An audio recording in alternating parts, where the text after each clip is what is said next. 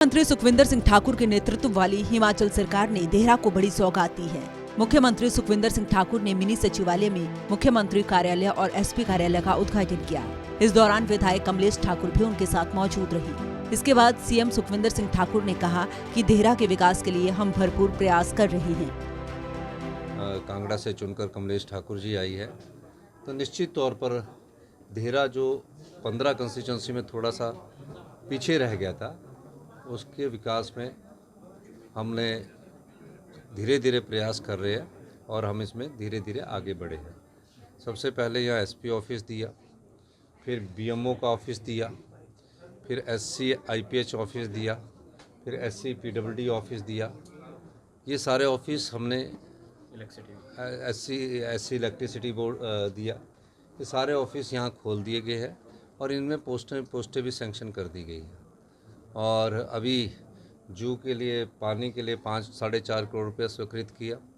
Pong dam ऑस्टिस की जो बात थी उसका कार्य जो 40-50 साल से जिनको बेचारे घरों में नहीं रह रहे हैं, जिनको सरकारी जगह पर रह रहे थे लेकिन बोनाफाइड सर्टिफिकेट बनाने में भी दिक्कत आ रही थी, उनके केस को सेटल करने की हमारी सरकार प्रयास कर रही है।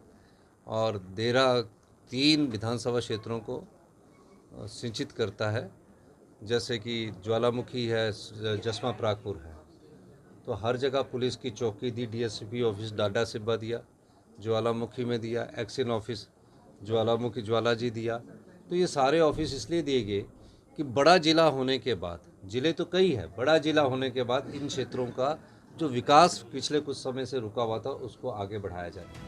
वहीं मुख्यमंत्री सुखविंदर सिंह ठाकुर ने कहा कि देहरा को सरकार टूरिज्म की दृष्टि से विकसित कर रही है। लेकिन देहरा को एक हमने इकाई स्थापित कर यहाँ फंड का प्रभाव भी हम कर रहे हैं और मेरा ये मानना है कि आने वाले समय में देहरा को टूरिज्म की दृष्टि से हम विकसित करने जा रहे हैं।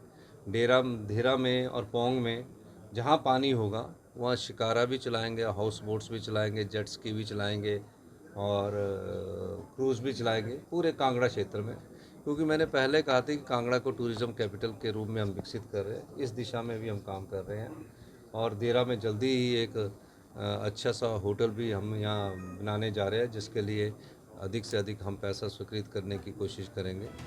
इसके साथ ही मुख्यमंत्री सुखविंदर सिंह ठाकुर ने फाइनेंशियल क्राइसिस को लेकर भी प्रतिक्रिया दी है। उनका कहना है कि सत्ता संभालने के बाद से ही सरकार ने फाइनेंशियल क्राइसिस पर कवर अप किया है। जब हमने सत्ता संभाली थी उसके बाद तब से हमने फाइनेंशियल क्राइसिस पर कवर अप कर लिया। कोई फाइनेंशियल क्राइसिस स्टेट होता तो क्या 1 महीने में 2 पे मिलती है, डीए मिलता? ऐसा क्या हो गया कि 1 महीने में हमने 2 पे भी दे दी, डीए भी दे दिया? फाइनेंशियल प्रूडेंस के साथ आगे बढ़ना पड़ता है, फाइनेंशियल फिस्कल डिसिप्लिन के साथ आगे बढ़ना पड़ता है। अब होता क्या है कि 3 करोड़ रुपए की हम जो 2000 करोड़ रुपए का लोन लेते हैं उसमें 3 करोड़ रुपए का इंटरेस्ट हम आरबीआई को देते हैं, तो साल का 36 करोड़ रुपए चला गया। उसको डिसिप्लिन करने के लिए कई बार बदलाव करने पड़ते हैं। किसी ने ये नहीं कहा कि 4 दिन पहले हमने पे दे दी, जब 4 दिन बाद पे दी तो पूरे हिंदुस्तान के नेशनल मीडिया में चला और सब मीडिया वाले चला रहे थे। आज कोई नहीं कह रहा। आज ये जरूर है कि एक अखबार में इकोनॉमिक्स टाइम्स में लिखा है कि हिमाचल में 1 महीने में 2 पे मिली, डीए मिला। और जो हमारे डीए का था, इन 75 साल से ऊपर की सभी एरियर कंप्लीट कर दिए गए। क्लास 4th एम्प्लॉयज़ को 20,000 रुपये का एरियर दे दिया गया। जब हमने सत्ता संभाली थी तो 85,000 करोड़ रुपए का कर्ज था और 10,000 करोड़ की लाइबिलिटीज़ थी। तो डिसिप्लिन से ही हमको आगे बढ़ना है।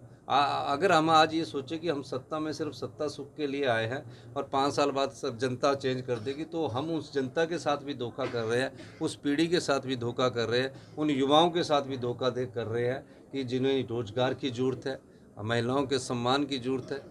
अगर हम उसको में बदलाव करते हैं तो उसमें कुछ कड़े फैसले लेने पड़ते हैं। कड़े फैसलों का स्वाद हमेशा मीठा होता है और ये आत्मनिर्भर हिमाचल में की तरफ हम बढ़े हैं और 27 में मैंने आपको कहा है कि हम आत्मनिर्भर हिमाचल बनेगा और 2032 में समृद्धशाली और अमीर राज्य बनेगा। ठीक है, कई बार फैसलों से तकलीफ होती है, मंत्रिमंडल के सदस्यों में होती है, हमारे विधायकों में भी होती है कि ये कई फैसले कड़वे ले लिए, लेकिन जनता और समाज के हित में जब फैसले लिए जाते हैं तब इस प्रकार के सोच रखनी पड़ती है कि विरोध और आपसी विवाद होता है, लेकिन अच्छे के लिए हो तो उस चीज़ में कोई फर्क नहीं पड़ता। आपको बता दें कि राजधानी के बाद देहरा पहला ऐसा विधानसभा क्षेत्र बन गया है जहां मुख्यमंत्री का स्थायी कार्यालय है। दरअसल उपचुनाव में देहरा से मुख्यमंत्री की पत्नी कमलेश ठाकुर विधायक चुनी गई थी। चुनाव प्रचार के दौरान मुख्यमंत्री ने वादा किया था कि देहरा में मुख्यमंत्री कार्यालय खोलेंगे। लोगों को काम करवाने के लिए शिमला नहीं जाना पड़ेगा। यहाँ तैनात स्टाफ लोगों का काम निपटाएगा। सूर्य समाचार के लिए कांगड़ा से पंकज नरियाल और रविंद्र चौधरी की रिपोर्ट।